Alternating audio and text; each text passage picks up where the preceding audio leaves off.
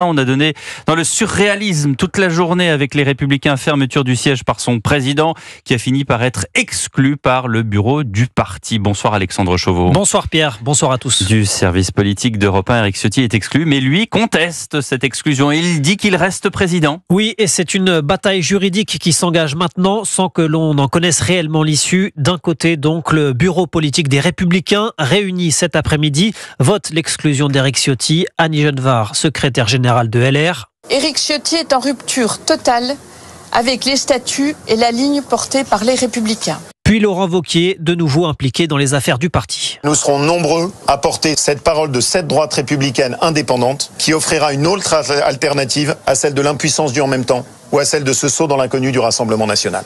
En face, Éric Ciotti campe sur ses positions et conteste la légitimité de ce bureau politique. Aucune décision prise à cette réunion n'emporte de conséquences légales, écrit-il sur X. Je suis et reste le président de notre formation politique, élu par les adhérents, ajoute-t-il.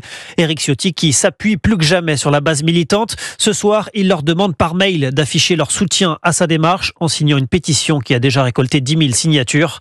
La conséquence de tout cela, c'est qu'en l'absence de clarification d'ici dimanche, il pourrait y avoir 2 candidats LR dans certaines circonscriptions, certains soutenus par le bureau politique, d'autres par Éric Ciotti et donc le Rassemblement national, un imbroglio qui pourrait devoir être tranché en référé par la justice. Explication signée Alexandre Chauveau du service politique d'Europe.